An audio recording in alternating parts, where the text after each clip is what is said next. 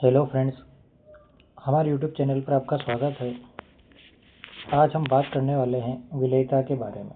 हमारा चैप्टर चल रहा है चैप्टर नंबर 1 विलियन। उसके अंतर्गत आज हम विलेयता के बारे में जानेंगे कि विलेयता क्या होती है और विलेयता पर ताप का दाब का क्या प्रभाव होता है। पहले हम एनसीईआरटी बुक से पढ़ेंगे, उसके बाद नोट्स से भी इसे समझेंगे। तो आप देख सकते हैं किसी अवयव की विलेयता एक निश्चित ताप पर विलायक की निश्चित मात्रा में घुली हुई पदार्थ की अधिकतम मात्रा होती है। तो विलेयता क्या होती है कि जो विलेय की मात्रा है वो विलायक की निश्चित मात्रा में जो घुली हुई पदार्थ की अधिकतम मात्रा है वही उसकी क्या कहलाती है, विलेयता कहलाती है। जैसे 100 ml में 20 ग्राम सोडियम हाइड्रोक्साइड घुल सकता है और 20 ग्राम उसमें घुला हुआ है, तो वही उसकी क्या कहलाएगी, विलेयता कहलाती है। तो विलेयता क्या होती है, तो किसी अवयव की, इसका अर्थ यहाँ पर हम विलेय भी ले सकते हैं कि विलेय की विलेयता क्या होगी, तो निश्चित ताप पर जब हम विलायक की निश्चित मात्रा में उसे घोलते हैं तो वही उसकी विलेयता कहलाती है। यह विलेय एवं विलायक की प्रकृति तथा ताप दाब पर निर्भर करती है। जो विलेयता होती है, कितनी मात्रा में कोई चीज़ किसी विलायक में घुलेगी, वो किस पर निर्भर करती है, ताप और दाब पर निर्भर करती है। और आगे हम देख सकते हैं ठोसों की द्रव में विलेयता। तो ठोस की द्रवों में विलेयता, तो हमको द्रव विलायक लेना है और ठोस क्या लेना है, विलेय लेना है। तो जब ठोस को हम द्रव में मिलाते हैं तो किस प्रकार से विलयन बनता है और उसे हम क्या कहते हैं, और इसमें किस प्रकार के उदाहरण दिए गए हैं वो भी हम देखते हैं। तो आप देख सकते हैं कि प्रत्येक ठोस दिए गए द्रव में नहीं घुलता है। जरूरी नहीं है कि कोई भी ठोस किसी भी द्रव में घुल जाए। जैसे सोडियम क्लोराइड, शर्करा जल में आसानी से घुल जाते हैं, लेकिन नेपथलीन और एंथ्रासिन नहीं घुलते हैं। तो हर एक विलेय की अपनी अपनी प्रकृति होती है, वैसे ही विलायक की भी होती है कि विलायक में कौन सा विलेय घुल सकता है। तो आगे आप देख सकते हैं कि दूसरी ओर नेपथलीन, एंथ्रासिन बेंजीन में आसानी से घुल जाता है, जबकि सोडियम क्लोराइड व शर्करा नहीं घुलती है। तो नेपथलीन और एंथ्रासिन जो होते हैं वो बेंजीन में घुल जाता है, लेकिन सोडियम क्लोराइड और शर्करा नहीं घुलती है। यहाँ देखा गया है कि ध्रुवीय विलेय जो होते हैं वो ध्रुवीय विलायकों में घुल जाते हैं। जो सेम मतलब विलेय के जो गुणधर्म है और वैसे वैसे गुणधर्म विलायक के भी हैं, तो एक दूसरे में वो विलेय हो जाएंगे। तो ध्रुवीय विलेय जो होते हैं वो ध्रुवीय विलायकों में घुल जाते हैं। जैसे नमक जो होता है वो ध्रुवीय विलेय होता है और पानी भी क्या होता है, ध्रुवीय विलायक होता है। तो नमक पानी में घुल जाता है, जबकि अध्रुवीय विलेय जो होते हैं वो अध्रुवीय विलायकों में घुलते हैं। तो यहाँ पर आप देख सकते हैं कि एक विलेय विलायक में घुल जाता है यदि दोनों अंतरा आणविक अन्योन्य क्रियाएं समान हो। दोनों की जो अंतर आणविक क्रियाएं हैं यदि वो एक जैसी है तो एक दूसरे में वो घुल मिल जाएंगे। अर्थात हम कह सकते हैं कि समान समान को घोलता है। यदि एक जैसे मिल गए विलायक और विलेय के गुणधर्म या उनकी अंतरा आणविक अन्योन्य क्रिया एक जैसी है तो वो एक दूसरे में घुल जाएंगे। तो उनका नेचर यदि एक जैसा है तो विलायक विलेय में घुल जाता है और उसी को हम विलेयता कहते हैं। आगे आप देख सकते हैं कि जब एक ठोस विलेय द्रव विलायक में डाला जाता है तो उसमें घुलने लगता है। इस प्रक्रिया को हम क्या कहते हैं, घुलना या विलीनीकरण कहते हैं। तो किसी भी विलायक में किसी ठोस का विलय हो जाना, घुल जाना, विलीनीकरण कहलाता है। इससे विलयन में विलेय की सांद्रता बढ़ने लगती है। तो जब हम किसी विलायक में हम घुलेंगे, विलेय को घोलते गए या मिलाते गए तो विलेय की मात्रा उसमें क्या होगी, बढ़ती चली जाएगी। और इसी समय विलयन में से कुछ विलेय के कण ठोस विलेय के कणों के साथ संघट कर विलयन से अलग हो जाता है। जब ज़्यादा मात्रा में हम विलेय को घोल लेते हैं तो विलेय के कण ही आपस में चिपक जाते हैं, एक साथ जुड़ जाते हैं और वो इस विलयन से क्या हो जाते हैं, अलग हो जाते हैं। इस प्रक्रिया को क्या कहते हैं, हम क्रिस्टलीकरण कहते हैं। तो क्रिस्टलीकरण कब होता है, जब विलेय की मात्रा अत्यधिक विलायक में मिल जाए या उसमें हम मिला देते हैं, तो तभी क्रिस्टलीकरण की प्रक्रिया हो सकती है। एक ऐसी स्थिति आती है जब दोनों प्रक्रियाओं की गति समान हो जाती है। इस परिस्थिति में विलयन में जाने वाले विलेय के कणों की संख्या और विलयन से पृथक कण विलेय के कणों की संख्या बराबर होगी। अर्थात विलयन क्या हो जाएगा, साम्य अवस्था में पहुंच जाता है। तो साम्य अवस्था हमने 11वीं में पढ़ा है कि साम्य अवस्था किसे कहते हैं। तो जितनी विलेय कण संख्या में विलयन से पृथक होते हैं और जितना हम ऊपर से उसमें डालते हैं उनकी संख्या क्या हो जाती है, बराबर हो जाती है। तो विलयन में जाने वाले विलय कणों की संख्या और विलयन से पृथक होने वाले विलय के कणों की संख्या क्या हो जाएगी, उस समय एक जैसी हो जाएगी, एक गतिक साम्य स्थापित हो जाएगा। इस स्थिति में दिए गए ताप दाब पर विलयन में उपस्थित विलय की सांद्रता स्थिर रहेगी। तो इस अवस्था में क्या होगा, ताप और दाब पर विलय की सांद्रता क्या रहेगी, हमेशा स्थिर होती है।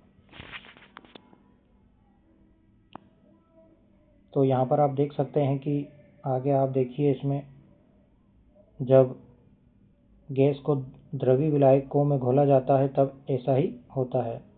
तो जब पहले हमने ठोस विलय को घोला था, अब हम गैस को यदि हम द्रवी विलायकों में घोलते हैं तब भी ऐसा ही होता है, मतलब इस प्रकार की कंडीशनिंग होती है।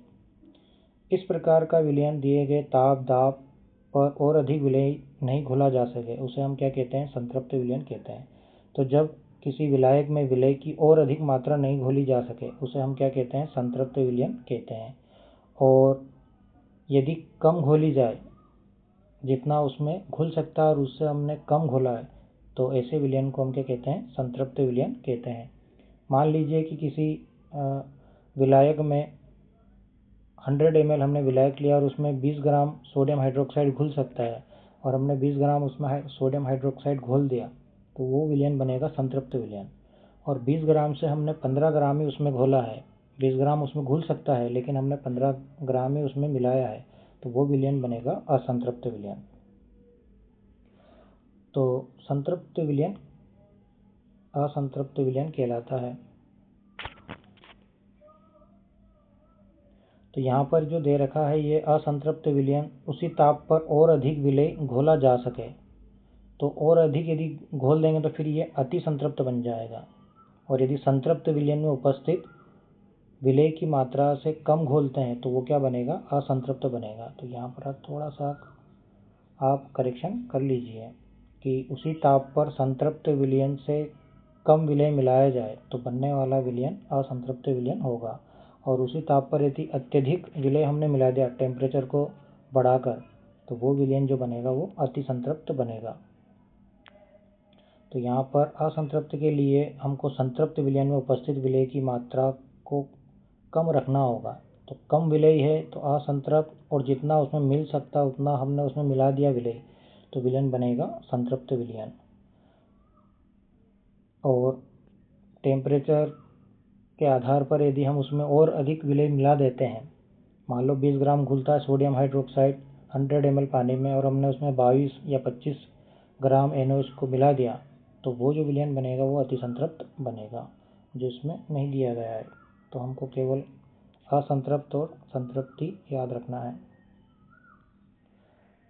और इसमें विलय की दी गई मात्रा घुली हुई है विलय की अधिकतम मात्रा होती है, ऐसे विलयनों में विलय की सांद्रता उसकी विलयता कहलाती है। तो ऐसे विलयन जिसमें विलय की सांद्रता अधिक होती है वही उसकी क्या कहलाती है, विलयता कहलाती है। तो जब विलय की मात्रा अधिक हो, और कितनी अधिक हो, तो संतृप्त विलयन में उपस्थित विलय की मात्रा से अधिक हो तो वो विलयन अति संतृप्त कहलाएगा। और यदि संतृप्त विलयन में उपस्थित विलय की मात्रा से यदि कम घोला है हमने विलायक में, तो वो असंतृप्त विलयन कहलाएगा। तो यहाँ पर 3 चीज़ें आप जरूर ध्यान रखें, संतृप्त, और ये वैसे अति संतृप्त होगा, यहाँ पर अति आप लिखना है, यहाँ अति संतृप्त, और यदि कम घोला जाए तो उसे असंतृप्त कहते हैं। तो इसमें देखिए आप कि वह विलयन जिसमें उसी ताप पर और अधिक विलय घोला जा सके, और अधिक यदि घोल देंगे तो अति संतृप्त हो जाएगा, और अत्यधिक नहीं घोला जा सके तो उसे, मतलब जितना उसमें हम मिला सकते हैं उससे हमने कम मिलाया, तो वो, जैसे हम बता सकते हैं कि मान लीजिए इसमें 20 ग्राम घुल सकता है NaOH 100 ml में, और हमने 100 ml में NaOH घोल दिया जल में, तो ये जो विलयन होगा ये संतृप्त विलयन होगा, संतृप्त। और 20 ग्राम से यदि हमने कम घोला है तो वो असंतृप्त होगा, यदि इसकी मात्रा कम कर दें तो असंतृप्त, और इसकी मात्रा यदि हम बढ़ा दें, 20 ग्राम से ज़्यादा घोल दिया हमने 100 ml में, तो क्या हो जाएगा, अति संतृप्त हो जाएगा। तो इस प्रकार आप संतृप्त अति संतृप्त को समझ सकते हैं। आगे आप देखिए इसमें, क्योंकि इम्पोर्टेंट है, परिभाषा एग्जाम में आती है। इसके अलावा इसमें ताप का प्रभाव दिया गया है, किस प्रकार से विलयन पर ताप का प्रभाव होता है, और दाब का प्रभाव भी दिया गया है।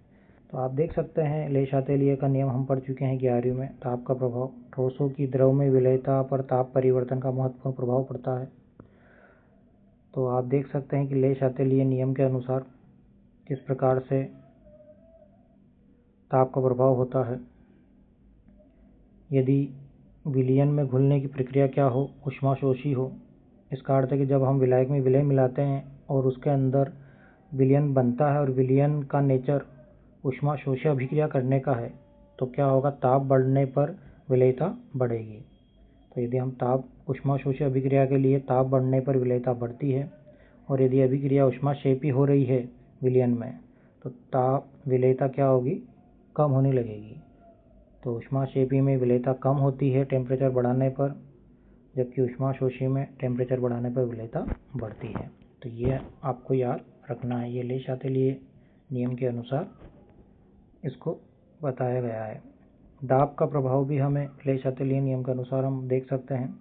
वैसे ठोसों की द्रव में विलयता का दाब का कोई सार्थक प्रभाव नहीं पड़ता है। जब हम ठोस को मिलाते हैं किसी द्रव में, तो उस पर विलय दाब का कोई खास प्रभाव नहीं होता है।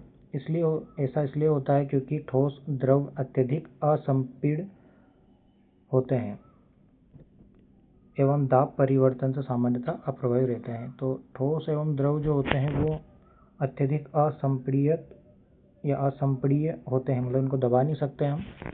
तो जब दबा नहीं पाएंगे तो प्रेशर का कोई प्रभाव नहीं होगा। तो दाब का ठोस के द्रव में विलयता पर दाब का एक तरह से कोई सार्थक प्रभाव नहीं होता है।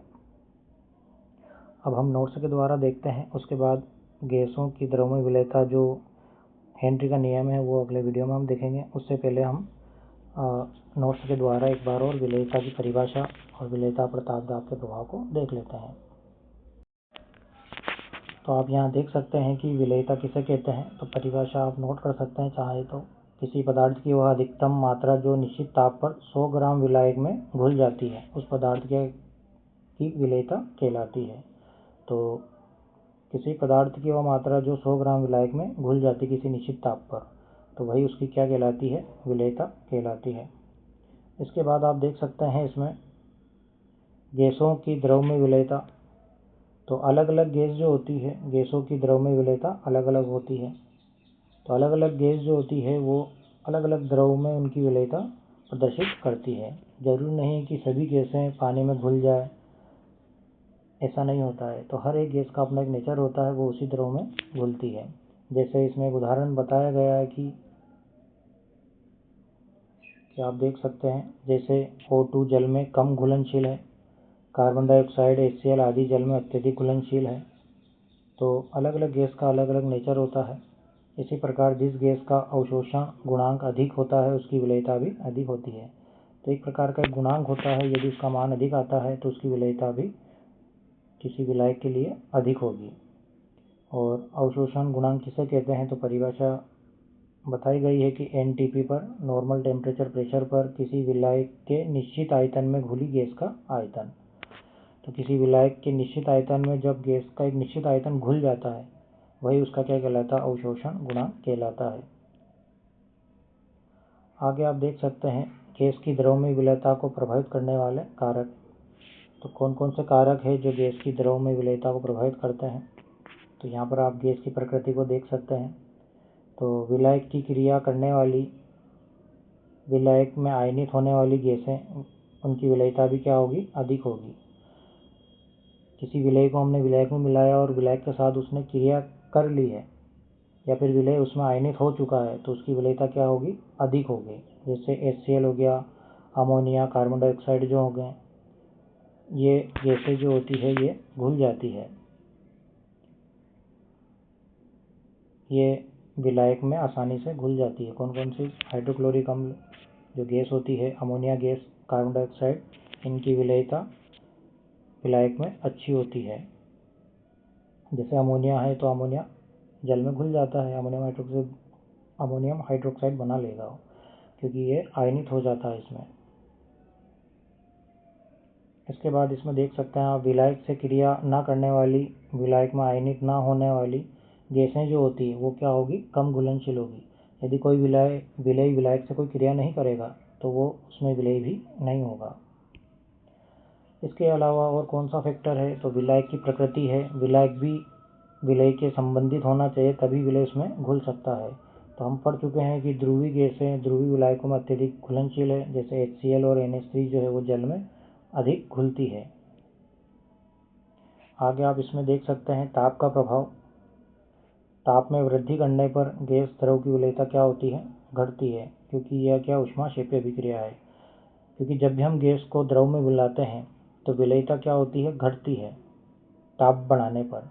क्योंकि जब भी गैस को हम द्रव में मिलाएंगे तो कौन सी अभिक्रिया होगी, ऊष्माक्षेपीय अभिक्रिया, जिसमें ऊष्मा बाहर निकलती है। तो ताप बढ़ाने पर उसकी विलेयता क्या होगी, और कम होगी, वो सरलता से द्रव में विलय नहीं होगी, क्योंकि प्रक्रम कौन सा है, ऊष्माक्षेपी है। तो यहाँ ले शातिलिय का नियम लागू हो रहा है। तो ताप बढ़ाने पर गैस की द्रव में विलेयता क्या होगी, हमेशा घटेगी, ये ध्यान रखना। इसी प्रकार आप देख सकते हैं हाइड्रोजन हीलियम जो होगी, जल में घुलनशीलता ताप बढ़ाने पर बढ़ती है, क्योंकि यह एक ऊष्माशोषी प्रक्रिया है। तो ऊष्मा ग्रहण करने पर कोई गैस अच्छी तरह विलायक में घुल जाती है, जबकि कुछ गैसें ऐसी होती है जो टेम्परेचर बढ़ाने पर आसानी से नहीं घुलती है, उनकी विलेयता और कम हो जाती है। तो यहाँ पर आपको याद रखना है कि जो कुछ गैसें होती है जैसे हाइड्रोजन हीलियम, ये जल में ताप बढ़ाने पर घुलती है, क्योंकि ये प्रक्रम कौन सा होगा, कौन सी अभिक्रिया होगी, उनमें ऊष्माशोषी होगी।